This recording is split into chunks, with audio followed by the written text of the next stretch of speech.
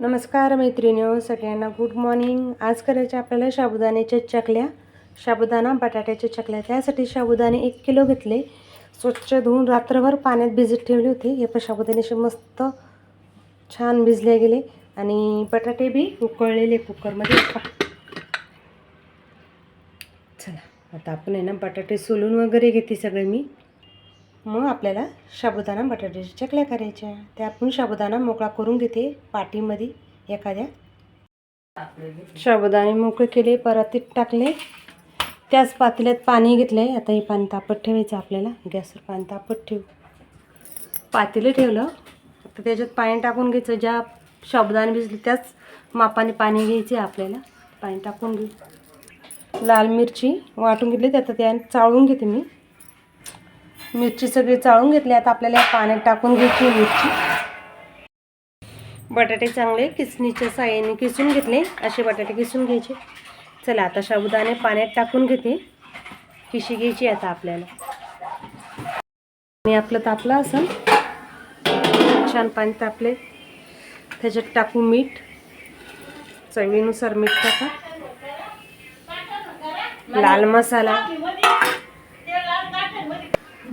मीठ आणि लाल मिरची टाकले। त्याच्यात आपले साबुदाणे टाकून घ्यायची। सगळे साबुदाणे टाकून घेते मी सगळे।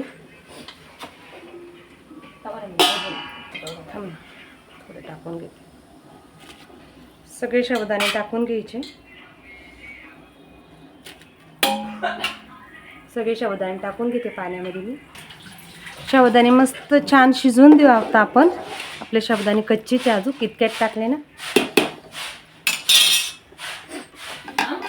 छान मस्त साबुदाणे पा आपले घट्ट झालेले पा, आळं सुटलं। आता यायला आहे ना आपण साबुदाणे झालेले टाक, थोडा सोरा टाकला। आता याच्यात आपल्याला बटाटे किसलेलं पीठ टाकायचे, सगळं पुन्हा हलवून घ्यायचं आपल्याला। साबुदाणे आता खाली उतरून घेऊ, त्याच्यात आपल्याला बटाटे किसलेले टाकायचे। टाकू बटाटे सगळे टाकून घेऊ याच्यात।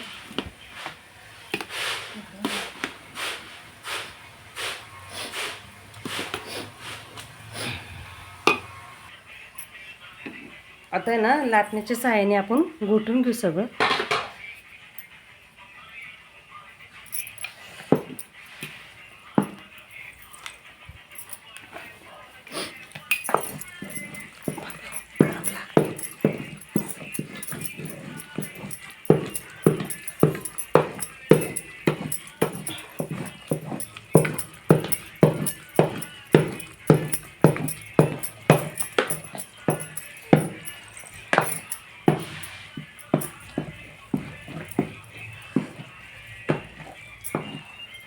छान आपलं पीठ घोटून झाले, खिशीच घेतली।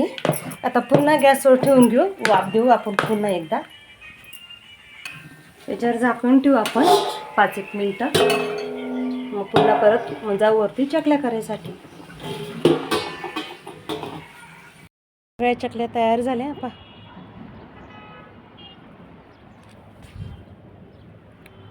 आता कडक उन्हामध्ये वाळून देऊ, 2 दिवस कडकडीत ऊन देते। चला चकल्या वाळून देऊ।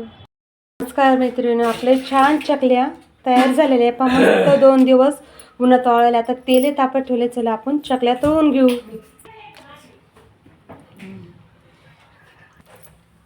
तेल तापले आपलं, चला एक एक टाकून घेऊ आपण।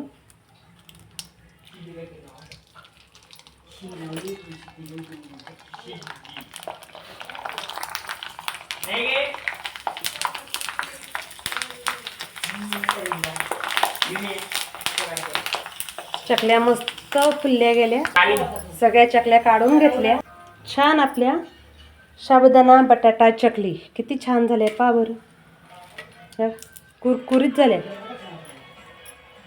चला नक्की तुम्ही या पद्धतीने साबुदाणे बटाटे चकले करून बघा। रेसिपी आवडली तर लाईक करा, शेअर करा, सबस्क्राइब करा। Bye bye.